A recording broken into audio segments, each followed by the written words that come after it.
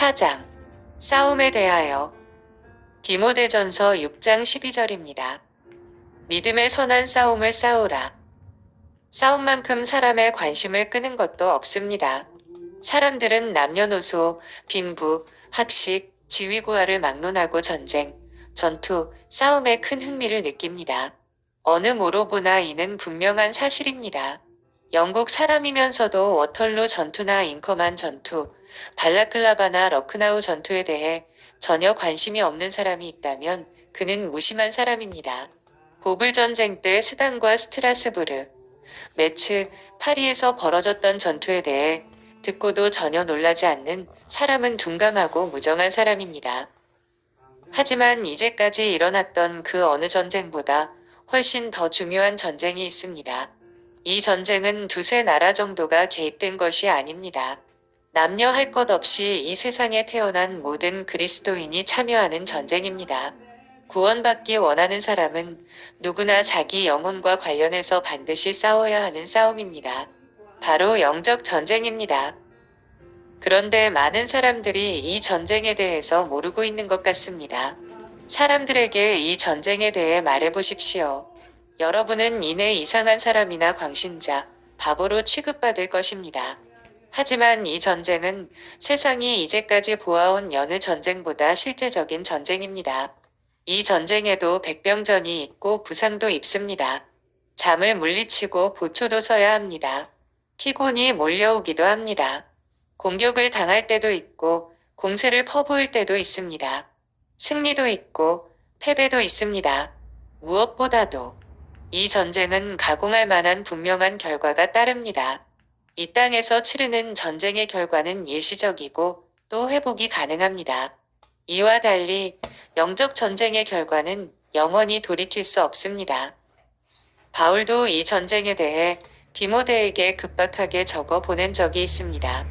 믿음의 선한 싸움을 싸우라. 영생을 취하라. 이 장은 전쟁에 관한 장입니다. 여기서 나는 성화와 거룩을 이 주제와 긴밀하게 관련지어 말해보겠습니다. 참된 거룩의 본질을 이해하고자 하는 사람은 그리스도인이 전쟁의 사람이라는 사실을 반드시 알아야 합니다. 이 주제와 관련해서 첫 번째 드릴 말씀은 참된 기독교는 싸움이라는 사실입니다. 참된 기독교. 참된이란 말을 생각해 봅시다. 세상에는 참되고 진정한 기독교 신앙이 아닌 많은 것들이 종교라는 이름으로 통용되고 있습니다. 검열도 통과하고 나태한 양심을 만족스럽게 했는지는 모르지만 양화는 아닙니다. 1800년 전에 기독교 신앙이라고 불렸던 것은 이런 것과는 달랐습니다. 수많은 사람들이 매주일 교회에 가서 예배를 드리고 스스로를 그리스도인이라 부릅니다. 그들의 이름이 세례 명부에 올라 있습니다. 살아있는 동안에는 그리스도인이라 불립니다. 목사의 주례로 교회에서 결혼식을 올립니다. 죽을 때도 그리스도인으로서 장례를 치르려고 합니다. 하지만 그들의 신앙에는 어떤 싸움도 없습니다. 그들은 영적 분투, 노력, 갈등, 자기 부인, 깨어있음, 긴장 같은 것은 전혀 알지 못합니다. 이런 기독교가 사람은 만족시킬 수 있을지 모르겠습니다. 이런 신앙을 반대하는 사람을 매우 경직되고 완고한 사람이라 여깁니다. 하지만 이것은 결코 성경이 말하는 기독교 신앙이 아닙니다. 예수께서 세우시고 사도들이 전파한 신앙이 아닙니다. 진정한 거룩을 이루는 종교도 아닙니다. 참된 기독교 신앙은 싸움입니다. 참된 그리스도인은 용사라고 불립니다. 처음 회심하는 날부터 마지막 숨을 거두는 그날까지 용사로 살아야만 합니다. 편하고 느슨하고 나태한 신앙으로 살 수 없습니다. 천국으로 난길을 가는 동안 편한 마차를 타고 여행을 즐기는 사람처럼 졸아서는 안 됩니다. 기독교의 표준을 이 세상 자녀로부터 취한다면 그 정도의 생각으로도 만족할 수 있을지는 모르겠습니다. 하지만 하나님의 말씀은 그런 신앙을 결코 인정하지 않습니다. 성경을 신앙과 실천의 기준으로 삼았다면 이 문제에 대해 어떤 선택을 하고 어떤 길을 가야 할지는 분명합니다. 그는 싸워야 합니다. 그리스도인 용사가 싸우는 대상이 무엇입니까? 다른 그리스도인과 싸우는 것이 아닙니다. 다른 그리스도인과 끝없이 논쟁하고 다투는 것이 신앙이라고 여기는 사람도 있습니다. 교회와 교회, 채플과 채플, 종파와 종파, 교파와 교파, 당파와 당파 간의 싸움에 끼어들지 않으면 만족할 수 없는 사람은 아직 자신이 알아야 할 것이 무엇인지 전혀 모르는 사람입니다. 교회의 종교강령, 예전법, 의식서가 제대로 해석되었는지 확인하기 위한 절차로 때로 법에 호소할 수도 있습니다. 하지만 일반적으로 그리스도인이 서로 분쟁하고 다툼으로 정력을 허비하고 사소한 언쟁의 시간을 소진하는 것처럼 죄를 도와주는 것도 없습니다. 정말 그래서는 안 됩니다. 그리스도인의 주된 싸움의 대상은 세상과 육체와 마귀입니다. 이것은 그리스도인의 영원한 적입니다. 그리스도인이 반드시 싸워야 하는 원수입니다. 이것을 이기지 못하면 다른 승리는 모두 다 소용없습니다. 천사와 같은 본성을 가진 타락하지 않은 사람이라면 이 전쟁은 본질적인 것이 아닐 것입니다. 하지만 타락한 마음과 지칠 줄 모르는 마귀와 미혹하는 세상에 대해서는 반드시 싸워야 합니다. 그렇지 않으면 패배합니다. 육체와 싸워야 합니다. 회심한 후라도 우리 속에는 악을 향해 치닫는 본성이 있습니다. 마음은 연약하고 물과 같이 불안정합니다. 이 세상에 사는 동안 완전한 마음을 기대하지 마십시오. 이 땅에서 완전한 마음을 기대한다면 여러분은 속고 있는 것입니다. 우리 마음이 곁길로 가지 못하도록 주님은 명령하십니다.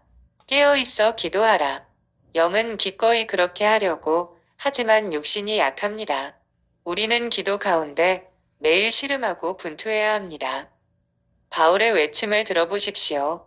내가 내 몸을 처 복종하게 함은 내 지체 속에서 한다른 법이 내 마음의 법과 싸워 내 지체 속에 있는 죄의 법으로 나를 사로잡는 것을 보는도다. 오호라, 나는 곤고한 사람이다. 이 사망의 몸에서 누가 나를 건져내라.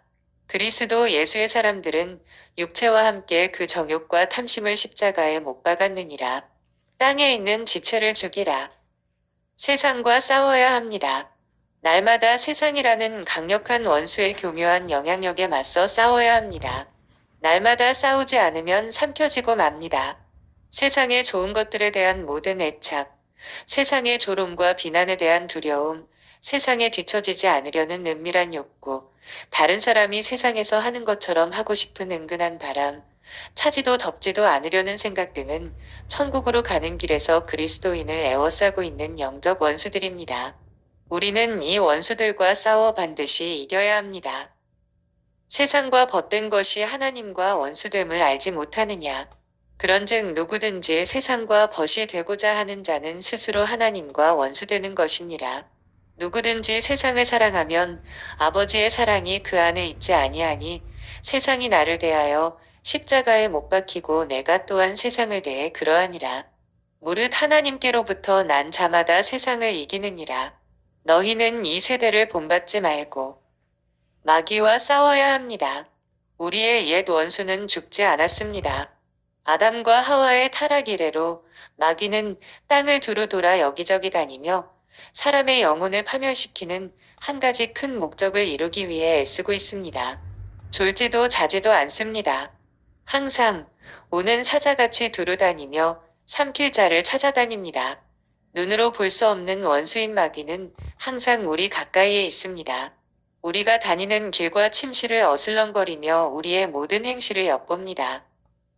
처음부터 살인한 자요 거짓말쟁이인 그는 우리를 지옥에 보내기 위해 밤낮으로 애씁니다. 때로는 미신에 빠지게 하고 때로는 반역을 일으키게 하고 때로는 이런 계략 저런 계책으로 항상 우리 영혼을 공격합니다. 사탄이 너희를 밀가부르듯 하려고 요구했으나 구원에 이르기 위해서는 날마다 원수와 맞서야 합니다. 깨어 기도하고 금식하고 하나님의 전신갑주를 입고 싸울 때 원수가 떠나갑니다. 매일 싸우지 않으면 무장한 강한 원수 마귀는 결코 우리 마음에서 떠나가지 않을 것입니다. 제 말이 너무 지나치다고 생각할 사람이 있을지도 모르겠습니다. 사실을 너무 과장한다고 생각할 수도 있습니다. 하지만 지금 여러분은 마음속으로 이 나라에 사는 사람은 이런 어려움이나 전쟁이나 전투 없이도 천국에 갈 수 있는 것 아니냐고 은밀히 속삭이는 것입니다. 제 말을 조금만 더 들어보십시오. 하나님 편에 서서 할 말이 있습니다. 영국에 살았던 가장 지혜로운 사람의 금언을 기억하십시오. 전쟁 중에 적을 과소평가하고 전쟁을 사소한 것으로 여기는 것이야말로 가장 최악의 실수다. 그리스도인의 전쟁은 결코 가볍게 여길 문제가 아닙니다. 제 말을 잘 들어보십시오.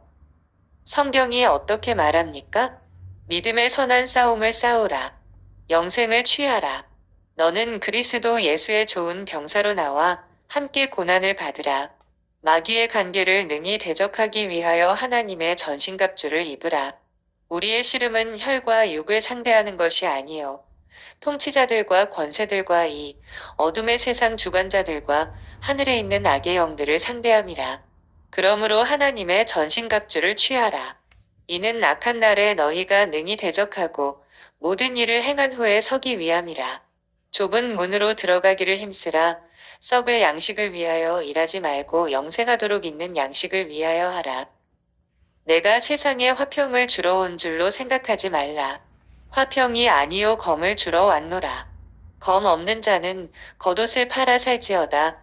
깨어 믿음에 굳게 서서 남자답게 강건하여라. 선한 싸움을 싸우며 믿음과 착한 양심을 가지라. 이 성경 말씀들은 너무도 분명하고 확실합니다. 오해할 여지가 없습니다. 이 말씀들을 기꺼이 받아들이고자 하면 여기에 위대한 교훈 한 가지가 있다는 것을 알 수 있습니다. 바로 참된 기독교 신앙은 분투와 싸움과 전쟁이라는 사실입니다.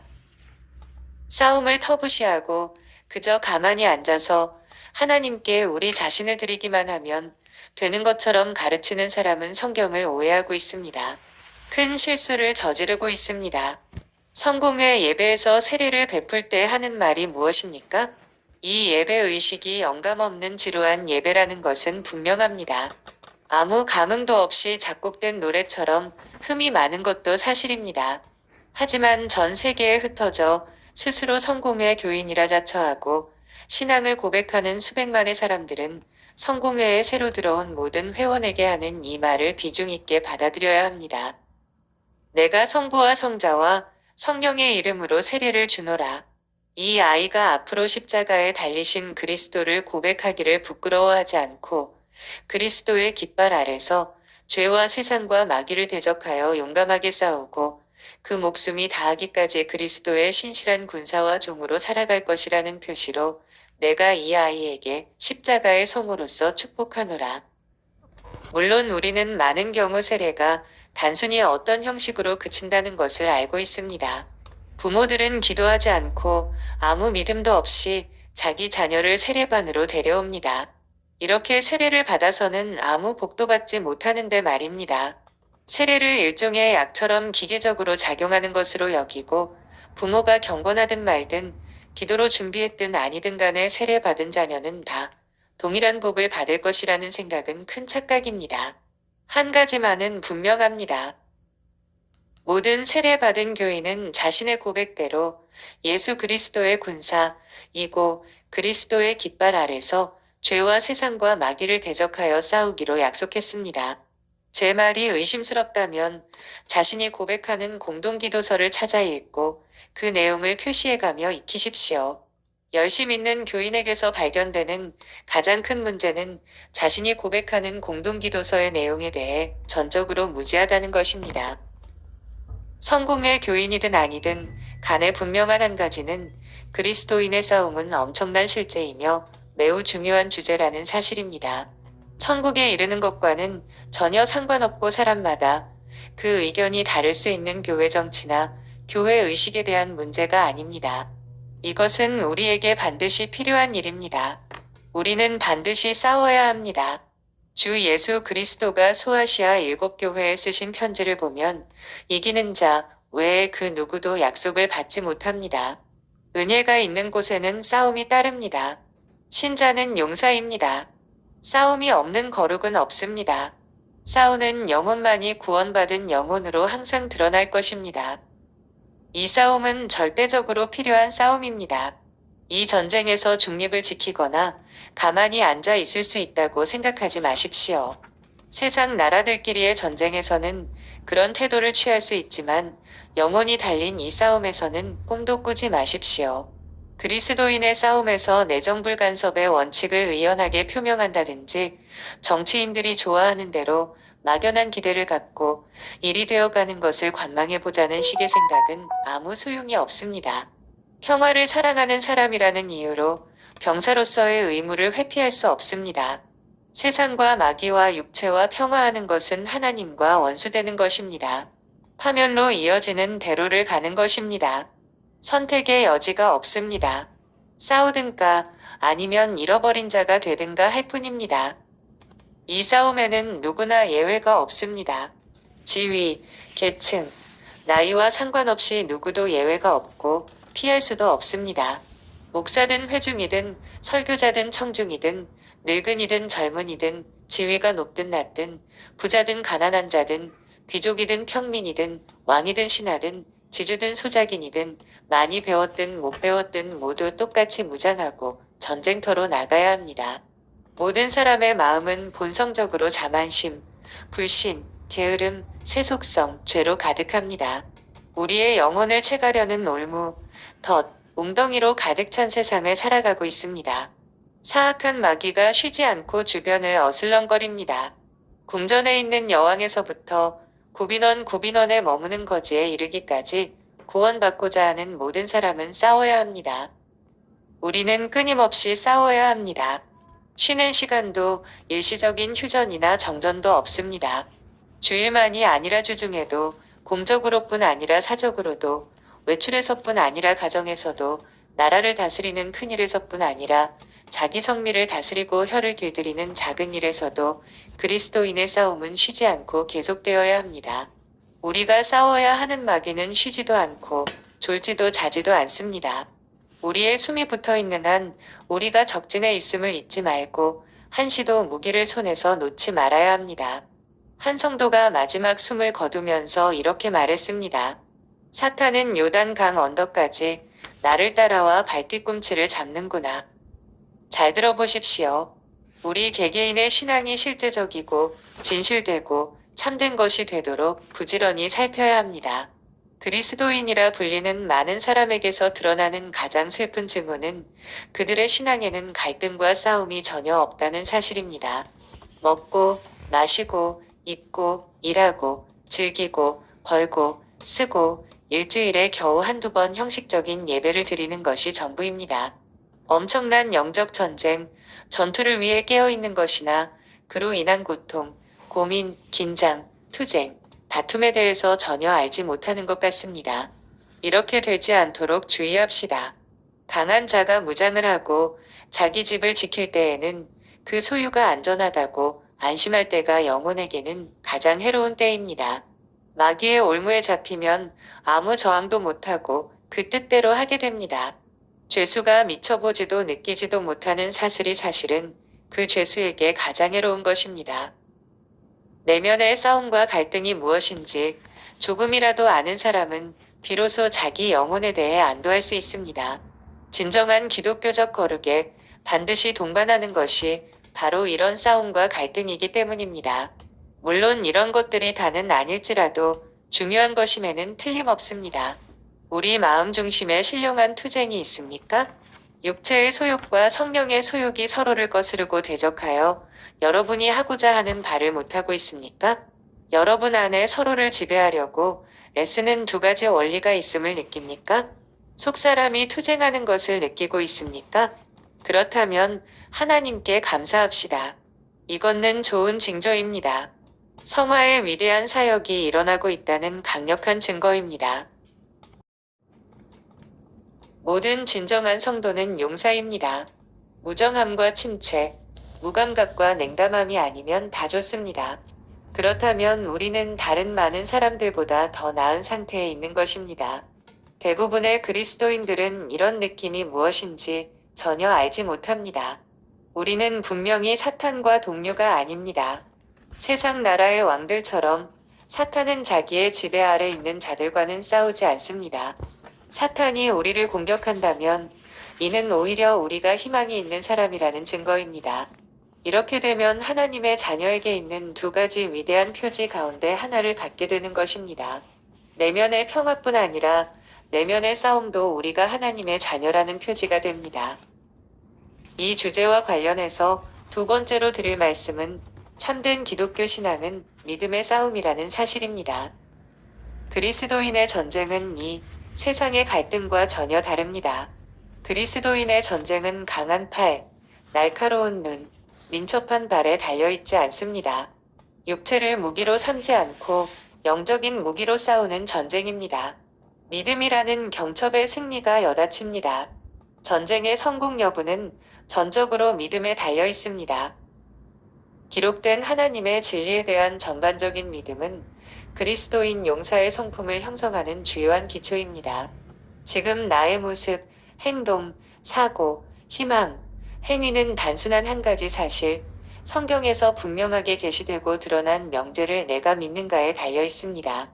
하나님께 나아가는 자는 반드시 그가 계신 것과 또한 그가 자기를 찾는 자들에게 상 주시는 이심을 믿어야 할지니라. 교리가 없는 신앙이 오늘날 많은 사람들 사이에서 회자되고 있습니다. 처음에는 이 말이 매우 좋게 들릴지 모르지만 이는 멀리 서서 볼 때만 좋게 보이는 것과 같습니다.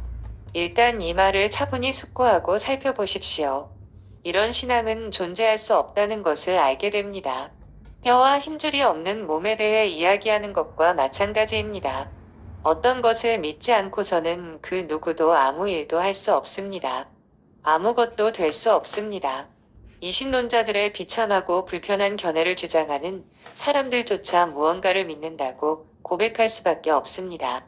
교의학과 그리스도인의 고지식함을 비통하게 비웃는 그들조차도 일종의 믿음을 갖고 있습니다.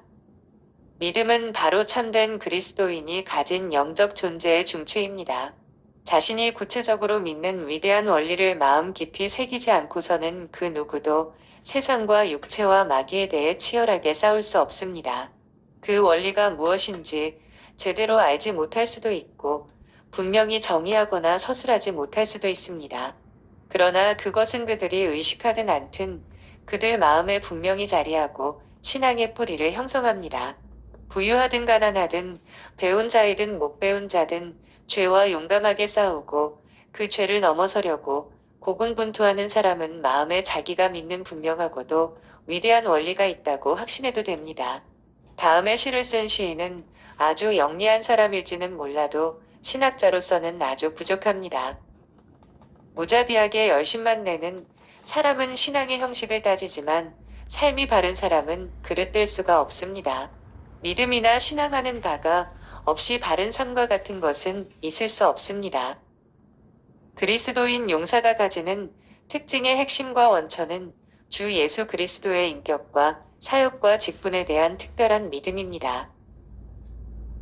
그리스도인 용사는 눈에 보이지는 않지만 자기를 사랑하사 십자가에 달리시고 자기를 대신해 빚을 갚아주시고 죄를 다 담당하시고 번과를 짊어지고 자신을 위해 다시 살아나시고 하늘에 오르셔서 자기를 위한 중보자로서 하나님 보좌 우편에 앉으신 구주를 믿음으로 바라봅니다. 이런 예수님을 보고 그분께 의지하고 매달립니다. 평화와 희망을 맛보고 기꺼이 그 영혼의 원수와 대적하여 싸웁니다. 그리스도인 용사는 자기에게 있는 많은 죄와 여린 마음과 미혹하는 세상과 분유한 마귀를 봅니다. 만약 그가 보는 것이 이런 것뿐이라면 그는 좌절할 수밖에 없습니다. 하지만 그는 또한 강하신 구주, 중보하시는 구주, 긍휼이 많으신 구주를 보고 그분의 보혈과 의로움과 영원한 제사장 직분을 봅니다. 그리고 이 모든 것이 자기 자신을 위한 것이라고 믿습니다. 그는 모든 무거운 짐을 그분께 맡깁니다. 이렇게 믿음으로 예수님을 본 사람은 언젠가 우리를 사랑하시는 이로 말미암아 우리가 넉넉히 이기는 이라는 확신 가운데 들뜬 마음으로 싸움을 계속해 갑니다. 그리스도의 임재와 기꺼운 도우심을 항상 생생하게 믿는 것이야말로 그리스도인 용사가 성공적으로 싸우는 비결입니다. 믿음에는 분량이 있다는 사실을 잊어서는 안 됩니다. 모든 사람이 동일한 정도로 믿는 것이 아닙니다. 심지어 같은 사람이라 해도 믿음의 기복이 있습니다. 믿는 정도도 때에 따라 다릅니다. 믿음의 분량에 따라 잘 싸우기도 하고 못 싸우기도 합니다. 이기기도 하고 후퇴를 경험하기도 합니다. 승리를 거두기도 하고 패배하기도 합니다. 큰 믿음을 가진 사람은 항상 행복하고 위로가 넘치는 용사가 될 것입니다. 그리스도의 사랑과 보호에 대한 확신이야말로 전쟁에서 비롯되는 많은 걱정을 덜어줍니다. 깨어 죄를 대적하고 죄와의 싸움에서 오는 피곤함을 이기는 데는 그리스도가 자기 편이고 반드시 승리할 것이라고 확신하는 것보다 더 좋은 것은 없습니다. 믿음의 방패는 악한 자의 모든 화전을 물리칩니다. 이런 사람이 바로 내가 믿는 자를 내가 안다고 말할 수 있습니다. 고난의 순간에 부끄러워하지 않는다고 말할 수 있습니다. 우리가 낙심하지 아니하노니 우리가 잠시 받는 환난에 경한 것이 지극히 크고 영원한 영광에 중한 것을 우리에게 이루게 함이니라고 말한 사람이 같은 펜으로 우리가 주목하는 것은 보이는 것이 아니요 보이지 않는 것이니 보이는 것은 잠깐이요 보이지 않는 것은 영원함이라고도 썼습니다. 내가 하나님의 아들을 믿는 믿음 안에서 사는 것이라고 말한 사람이 같은 편지에서 세상이 나를 대하여 십자가에 못 박히고 내가 또한 세상을 대하여 그러하니라고 말합니다. 내게 사는 것이 그리스도라고 말한 이가 같은 편지에서 또 이렇게 말했습니다. 어떠한 형편에든지 나는 자족하기를 배웠노니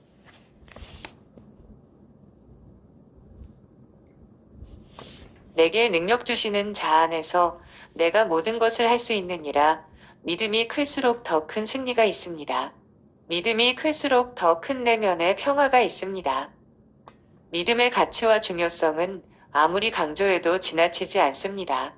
사도 베드로가 믿음을 가리키면서 보배로운이라는 수식어를 붙인 것은 너무나 잘한 일입니다. 그리스도인 용사들이 믿음으로 얻은 승리의 100분의 1만 제대로 나열하려고 해도 시간이 부족할 것입니다. 히브리서 11장을 주의 깊게 읽어보십시오.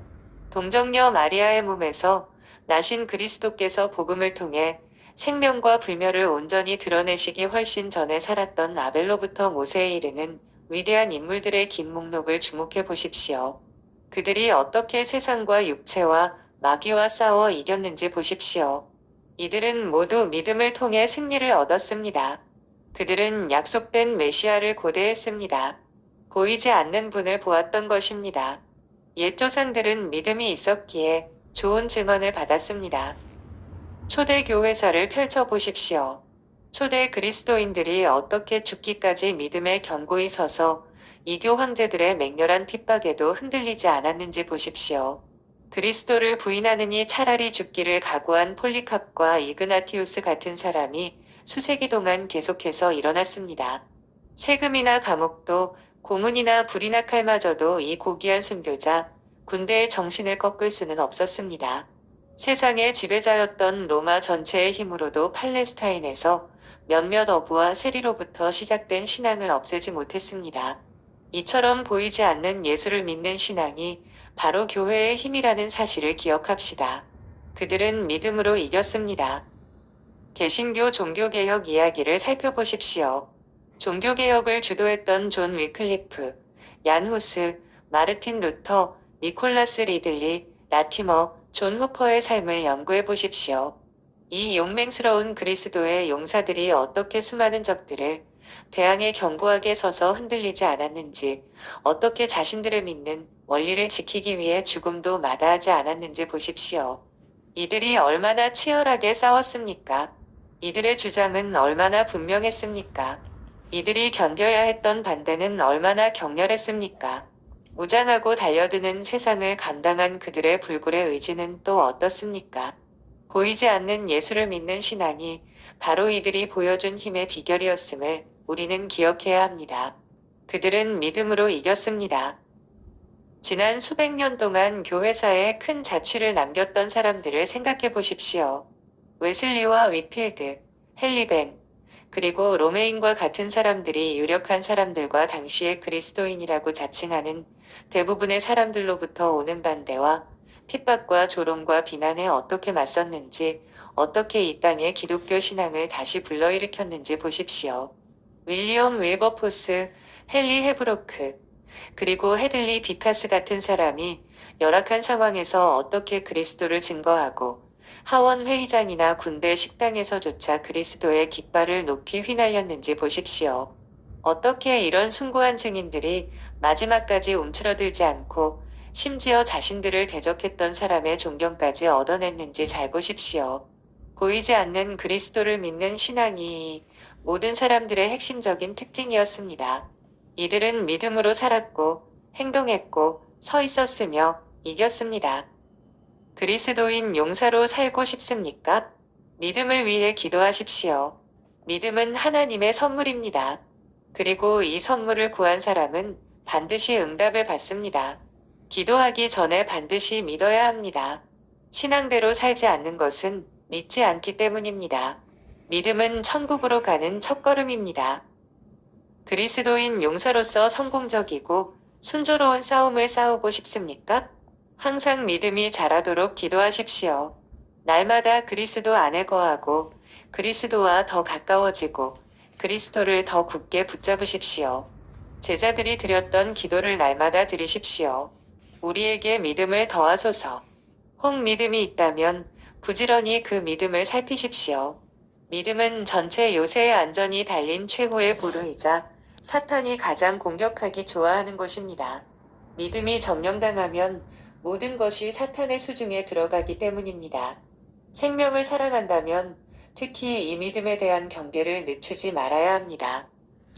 이 주제와 관련해서 마지막으로 드릴 말씀은 참된 기독교는 선한 싸움이라는 것입니다. 선한이라는 말을 전쟁에 적용한다는 것이 다소 흥미롭습니다. 세상의 모든 전쟁은 정도의 차이만 있을 뿐 악합니다. 어쩔 수 없이 싸워야 하는 경우도 있지만 국가의 자유를 보호하고 강한 나라가 약한 나라를 짓밟지 못하도록 하는 경우 전쟁은 여전히 악합니다. 많은 사람들이 피를 흘리고 엄청난 고통을 당합니다. 수많은 사람들이 전혀 준비도 못한 채 갑작스런 죽음을 맞이합니다. 사람에게 있는 가장 나쁜 격정을 밖으로 끄집어냅니다. 엄청난 재산 손실과 파괴가 일어납니다. 평화로운 가정이 과부와 고아로 넘쳐납니다. 수많은 사람들이 가난에 허덕이고 과도한 징세에 시달리는 국가적 재난이 초래됩니다. 모든 사회 질서가 파괴됩니다. 복음 사역과 기독교 선교의 성장이 방해받습니다. 요컨대 전쟁은 측량할 수 없는 거대한 악입니다. 따라서 기도하는 모든 사람은 밤낮으로 우리 시대의 평화를 주옵소서 하고 기도해야 합니다. 하지만 전혀 악하지 않고 절대적으로 선한 전쟁이 있습니다. 그 전쟁은 그리스도인의 전쟁입니다. 이 전쟁은 혈과 육에 대한 것이 아닌 영혼의 싸움입니다. 그리스도인이 싸우는 싸움이 선한 싸움인 이유는 무엇입니까? 그리스도인의 전쟁은 어떤 점에서 이 세상의 전쟁보다 더 우월합니까? 이 문제를 하나씩 살펴보겠습니다. 이 주제는 그냥 지나치거나 덮어 둘 문제가 아닙니다. 싸움의 대가도 계산해보지 않은 채 전쟁에 뛰어드는 사람이 없기 바랍니다. 저는 돌려 말하고 싶지 않습니다. 거룩하여 주님을 보기 원하는 사람은 반드시 싸워야 합니다. 그리스도인의 싸움은 비록 영적이기는 하지만 실제적이고 치열한 싸움입니다. 이 싸움은 용기와 담대함과 인내가 필요합니다. 하지만 일단 싸움이 시작되면 거기에는 넘치는 위로가 있다는 사실을 꼭 알기 바랍니다. 성경이 아무 이유나 근거도 없이 그리스도인의 싸움을 선한 싸움이라 하지 않습니다. 이제 그 이유를 살펴보겠습니다. 첫째, 그리스도인의 싸움이 선한 이유는 가장 선한 대장의 지휘 아래 싸우기 때문입니다. 모든 신자를 이끄는 사령관이요. 지도자는 하나님이신 우리 주 예수 그리스도이십니다. 그분은 완전한 지혜와 무한한 사랑, 전능한 능력의 구주이십니다. 우리 구원의 대장은 자기를 따르는 용사들을 항상 승리로 이끄십니다. 그분은 무의미한 행동을 하지 않으십니다. 판단에 착오가 없으시고 실수가 없으십니다. 그분의 시선은 가장 위대한 자에서부터 가장 비천한 자에 이르기까지 자기를 따르는 모든 자에게 머뭅니다. 이 군대에서는 가장 비천한 자도 관심을 받습니다. 가장 연약하고 병약한 자도 구원에 이르기까지 돌봄을 받고 기억되고 보호받습니다. 자신의 보혈로 구속한 영혼들을 너무나 소중히 여겨 결코 버리거나 잃어버리지 않습니다. 이것이 선한 싸움이 아니고 무엇이겠습니까? 둘째, 그리스도인의 싸움이 선한 이유는 가장 선한 도움을 힘입어 싸우기 때문입니다. 신자 개개인은 본질적으로 약한 자이기 때문에 성령이 그 안에 거하시고 그 몸은 성령의 전이 됩니다. 성부 하나님의 택함을 받고 성자의 보혈로 깨끗함을 받고 성령으로 새롭게 된 신자는 자기 힘으로만 전투에 나가지 않습니다. 결코 혼자서 나가는 일도 없습니다. 성령 하나님이 날마다 그를 가르치시고 인도하시고 이끄십니다. 성부 하나님이 전능하신 능력으로 그를 보호하십니다. 성자 하나님은 모세가 르비딤 골짜기에서 싸우는 이스라엘을 위해 중보한 것처럼 매 순간 우리를 위해 중보하십니다. 이 삼겹줄은 결코 끊어질 수 없습니다. 날마다 우리에게 보내시는 보급품은 중단됨이 없고 부족함도 없습니다. 일용할 양식과 음료가 충분합니다. 신자는 원래 벌레같이 약합니다. 하지만 그가 주님 안에 있으면 위대한 작전을 수행합니다. 이것이 선한 싸움이 아니고 무엇이겠습니까? 셋째, 그리스도인의 싸움이 선한 이유는 가장 선한 약속과 더불어 싸우기 때문입니다. 모든 신자는 지극히 위대하고 소중한 약속을 갖고 있습니다. 그리스도 안에서 모두 예와 아멘 인 그 약속은 분명히 성취될 약속입니다. 시건치 않을 뿐 아니라 능히 그 약속을 지킬 수 있는 분이 주신 약속이기 때문입니다.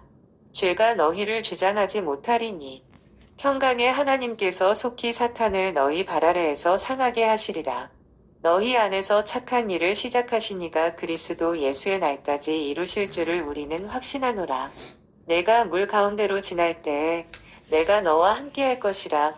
강을 건널 때에 물이 너를 침몰하지 못할 것이며 내가 그들에게 영생을 주니 영원히 멸망하지 아니할 것이요 또 그들을 내 손에서 빼앗을 자가 없느니라. 내게 오는 자는 내가 결코 내쫓지 아니하리라. 내가 결코 너희를 버리지 아니하고 너희를 떠나지 아니하리라. 내가 확신하노니 사망이나 생명이나 현재 일이나 미래 일이나 우리를 우리 주 그리스도 예수 안에 있는 하나님의 사랑에서 끊을 수 없으리라. 이 얼마나 보석처럼 귀한 말씀입니까? 러크나우의 전투처럼 지원군이 온다는 소식은 포위된 도시를 방어하는 군사들의 사기를 북돋아 초인적인 능력을 발휘하게 하지 않겠습니까?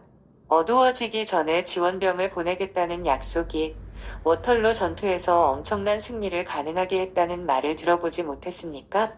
하지만 신자에게 있는 하나님의 영원한 약속이라는 부유한 보화에 비하면 그런 모든 약속은 아무것도 아닙니다. 이것이 선한 싸움이 아니고 무엇이겠습니까? 넷째, 그리스도인의 싸움이 선한 이유는 가장 선한 결과를 가져오는 싸움이기 때문입니다. 물론 이 싸움에는 엄청난 사토와 고통스러운 갈등이 있습니다. 상처와 부상이 있고 불침번과 굶주림, 피로 등이 따릅니다. 하지만 모든 신자는 하나같이 우리를 사랑하시는 이로 말미암아 넉넉히 이깁니다. 그리스도의 용사 중 어느 누구도 실종되어 영원히 잃어버리거나 죽어서 전장에 남겨지지 않습니다. 그리스도의 군대에서는 사병이나 장교나 할 것 없이 슬픔을 당하거나 눈물을 흘릴 필요가 없습니다. 전쟁 마지막 날이 저물 때까지 살아남아 명부에 올라있는 이름이나 전쟁을 시작한 첫날 아침에 명부에 있었던 이름이 차이가 없기 때문입니다. 영국 근위대는 위풍당당한 모습으로 런던을 떠나 크리미아 원정에 나섰지만 많은 전우들이 급별을 낯선 땅에 묻고 다시는 런던 땅을 밟지 못했습니다. 하지만 하나님이 계획하시고 지으실 터가 있는 성에 다다를 그리스도의 군대의 모습은 이와 확연히 다를 것입니다. 한 명도 잃어버린 바 되지 않을 것입니다. 우리의 위대한 대장의 말씀은 사실로 드러날 것입니다. 아버지께서 내게 주신 자 중에서 하나도 잃지 아니하였사옵나이다. 이것이 선한 싸움이 아니고 무엇이겠습니까? 다섯째, 그리스도인의 싸움이 선한 이유는 그 싸움에 참여한 영혼에게 선하기 때문입니다. 다른 모든 전쟁은 군인들을 악하게 만들고 품위를 떨어뜨리고 도덕적으로 문란하게 하는 경향이 있습니다. 이런 전쟁은 사람에게서 악한 격정을 불러일으킵니다. 양심을 둔하게 하고 도덕과 신앙의 기초를 약화시킵니다. 오직 그리스도인의 싸움만이 사람에게 남아있는 가장 선한 것들을 불러일으킵니다. 겸손과 박애를 일깨우고 이기심과 세속성을 가라앉힙니다.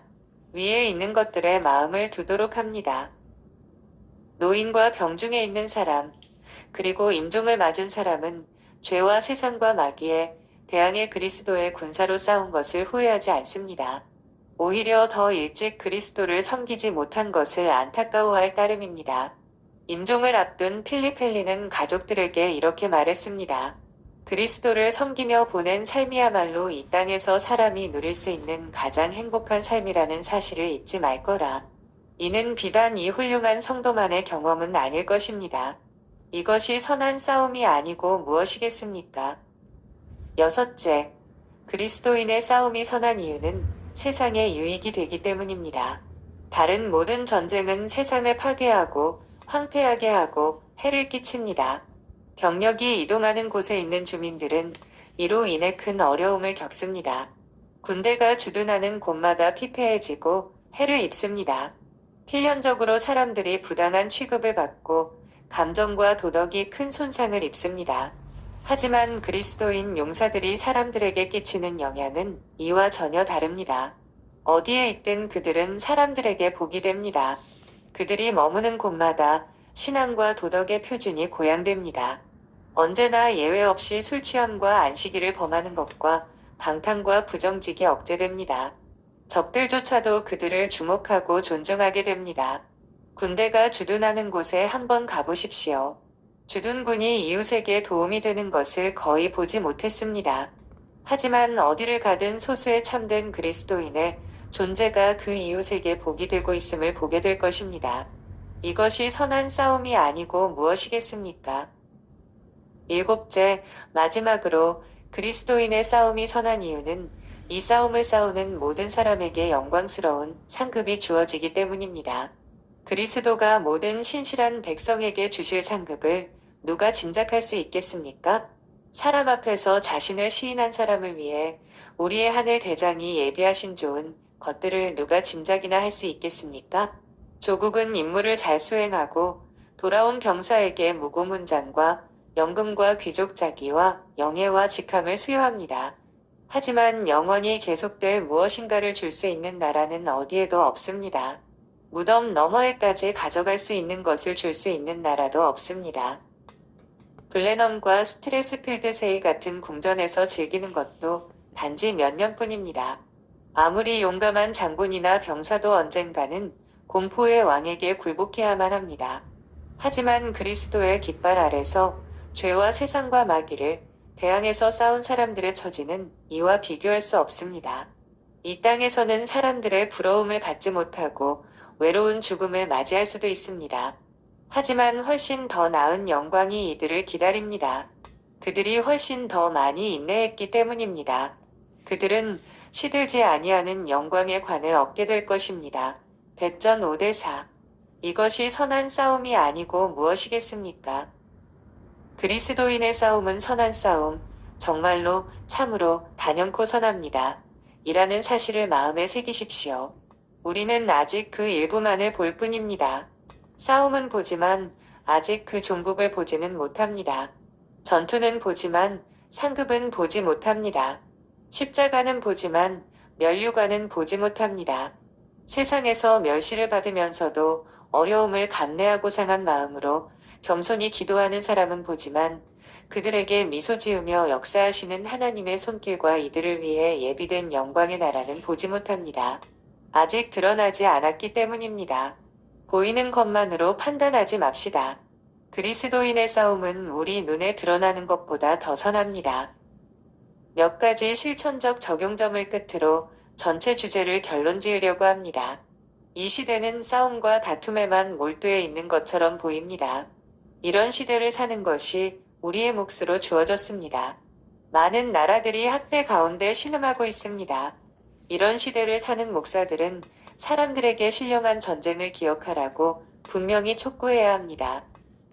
이제 영혼의 위대한 싸움에 대해 몇 가지만 말씀드리겠습니다. 첫째, 아마도 여러분은 이 세상에서 보상을 얻기 위해 열심히 분투하고 있는지 모릅니다. 돈을 얻기 위해 또는 지위와 권세와 쾌락을 얻기 위해 절치부심하고 있는지도 모릅니다.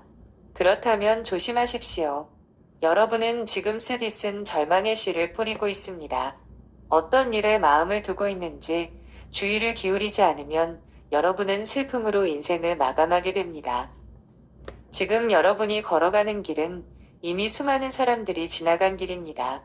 비참함과 영원한 파멸로 난 길이라는 것을 결국 알게 되겠지만 그때는 너무 늦습니다. 그들 역시 부와 명예와 지위와 출세를 위해 싸우느라 하나님과 그리스도와 천국과 도래하는 세상에 대해서는 관심을 기울이지 않았습니다. 결과가 어떻게 되었습니까? 그들이 얼마나 큰 착각 속에 살아왔는지 깨달을 뿐입니다. 싸우고 또 싸웠지만 승리는 우리를 떠났구나 하고 임종시에 크게 울부짖을 수밖에 없었던 한 정치인의 쓰라린 마음을 그들도 틀림없이 느낄 것입니다. 자신의 행복을 위해서라도 오늘 주님의 편에 서기로 결심하십시오. 지난날의 부주의함과 불신은 털어버리십시오. 정신없고 부조리한 세상의 길에서 벗어나십시오. 십자가를 지고 그리스도의 좋은 군사가 되십시오. 믿음의 선한 싸움을 싸우십시오. 그래서 안전함과 더불어 행복을 누리십시오. 신앙의 원리와 전혀 상관없는 이 세상 자녀들이 자유를 얻기 위해 어떻게 하는지 보십시오. 그리스, 로마, 스위스, 티롤 사람들은 가진 모든 것을 다 잃더라도 심지어 목숨까지 버릴지언정 결코 다른 나라의 멍에 아래로 들어가기를 거절하지 않았습니까? 이들의 모습이 도전이 되지 않습니까? 썩어 없어지는 관을 위해 사람이 이렇게까지 한다면 영원한 면류관을 위해 싸우는 우리는 어떠해야 합니까? 노예로 사로잡히는 것이 얼마나 비참한 것인지 잊지 않도록 항상 깨어 있으십시오. 생명과 행복과 자유를 위해 일어나 싸우십시오. 그리스도의 깃발 아래로 모여 그의 군대가 되는 것을 두려워하지 마십시오. 여러분을 구원하신 저 위대한 대장께서는 누구를 막론하고 자기에게 나오는 자를 거절하지 않으십니다. 아둘람 동굴에서의 다윗처럼 아무리 스스로 합당하지 않게 여기는 사람이라도 자기에게 모여드는 자들을 기꺼이 받으십니다. 누가 되었든지 간에 회개하고 믿는 사람이라면 너무 악해서 그리스도의 군대에 입대하지 못할 사람은 없습니다. 그분은 믿음으로 나아오는 사람을 모두 받아들이십니다. 옷을 입히고 무장하고 훈련하여 마침내 승리를 누리게 하십니다. 두려워하지 말고 바로 오늘 시작하십시오. 아직 여러분을 위한 여지가 충분합니다. 일단 그리스도의 군대로 등록했다면 싸우기를 두려워하지 마십시오. 용사로서 더 철저하고 더 온전한 마음을 가질수록 더 편한 마음으로 싸울 수 있습니다. 물론 싸움이 채 끝나기도 전에 기진하고 어려운 때를 만날 것입니다. 하지만 이런 것들이 여러분을 주장하지 못하도록 하십시오.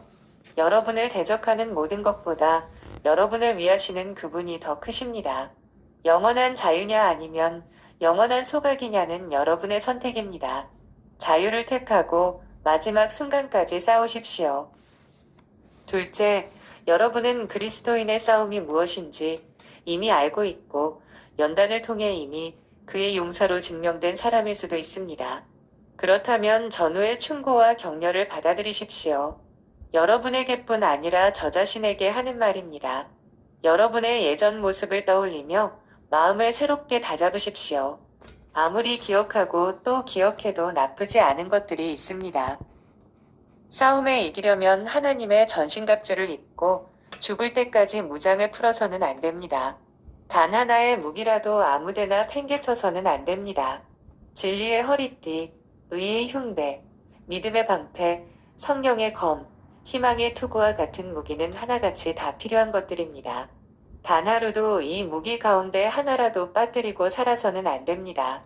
그리스도의 군사로 있다가 200년 전에 숨을 거둔 한 늙은 용사의 말을 잘 기억합시다. 천국에서는 무장을 하는 대신 영광의 옷을 입고 나타날 것이다. 하지만 이 땅에서는 밤낮 없이 전신갑주를 입고 있어야 한다. 무장한 채로 걷고 일하고 자고 하는 것이다. 그렇게 하지 않으면 우리는 그리스도의 참된 용사가 아니다. 1800년 전에 영원한 안식으로 들어간 용사가 영감을 받아서 한 말을 기억합시다. 병사로 복무하는 자는 자기 생활에 얽매이는 자가 하나도 없나니 이는 병사로 모집한 자를 기쁘게 하려 함이라. 이 말을 절대 잊지 맙시다. 얼마 동안은 좋은 군사처럼 보이고 자기가 어떻게 싸웠는지 크게 떠벌리다가 막상 싸움이 시작되면 수치스럽게 등을 보이고 돌아서는 사람들도 있습니다. 발람과 유다와 데마와 롯의 철을 기억합시다. 우리가 누구든 얼마나 약하든 상관없이 참되고 성실하고 진정한 실제 용사가 됩시다. 아침이든 낮이든 밤이든 우리의 사랑하는 구주께서 항상 보고 계십니다. 그분은 감당할 수 없는 시험 가운데 있도록 우리를 내버려 두지 않으십니다. 그분 스스로도 시험을 받으셨기 때문에 우리의 연약함이 무엇인지 다 아실 뿐 아니라 능히 도우실 수 있습니다. 그분 자신이 이 세상의 왕으로부터 공격당하셨기 때문에 다툼과 갈등이 무엇인지 잘 아십니다. 하나님의 아들 예수를 우리의 대제사장으로 가졌으니 우리의 믿는 도리를 굳게 잡읍시다. 우리 앞서 싸웠던 수많은 용사들이 우리가 싸우는 것과 동일한 싸움을 치렀고 그들을 사랑하시는 자 덕분에 넉넉히 이겼다는 사실을 기억하십시오. 그들은 어린 양의 피로 이겼습니다. 우리도 그렇습니다. 그리스도의 무기는 항상 강력하며 그분의 마음은 항상 사랑으로 넘쳐납니다. 우리보다 앞서 간 사람을 구원하신 그분은 영원히 동일하신 분입니다. 그분은 자기를 힘입어 하나님께 나아가는 자들을 온전히 구원하실 수 있습니다. 그러니 의심과 두려움을 벗어버립시다. 믿음과 오래 참음으로 말미암아 약속들을 기업으로 받은 자들을 따라갑시다. 지금은 우리가 그 기업에 참여하기를 기다리고 있습니다. 셋째, 우리에게는 시간이 얼마 없고 우리 주님의 재림이 임박했음을 기억합시다. 조금만 더 싸우면 마지막 나팔이 울리고 평화의 왕이 새 땅을 다스리러 오실 것입니다. 조금만 더 애쓰고 힘쓰면 전쟁과 죄와 슬픔과 사망에 영원한 작별을 고하게 될 것입니다. 그러므로 그때까지 포기하지 말고 싸웁시다. 우리 구원의 대장께서 말씀하십니다. 이기는 자는 이것들을 상속으로 받으리라.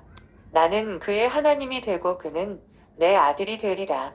존 버년이 쓴 철로역정의 가장 아름다운 한 부분을 인용하면서 이 장을 마치려고 합니다. 그리스도인은 자신의 지극히 선하고 거룩한 여정의 끝을 이렇게 묘사하고 있습니다.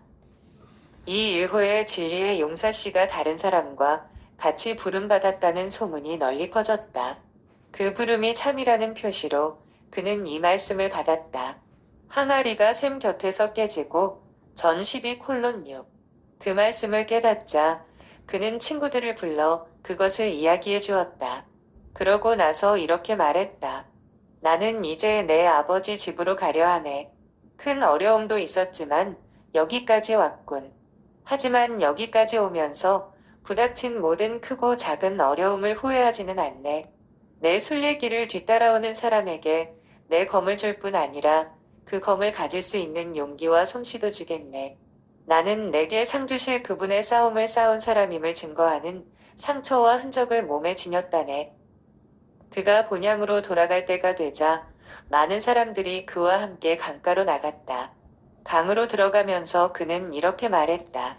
사망아, 너의 쏘는 것이 어디 있느냐? 좀 더 깊이 들어가면서 그는 이렇게 외쳤다. 무덤아, 너의 승리가 어디 있느냐? 강 건너편에 다다르자 강 저편에서는 그를 환영하는 나팔 소리가 울려 퍼졌다. 이것이 우리의 마지막 모습이 되었으면 좋겠습니다. 싸우지 않으면 우리가 살아가는 동안 거룩하게 되지도 못할 뿐 아니라 죽었을 때도 영광의 관을 얻지 못합니다. 절대 잊지 마십시오.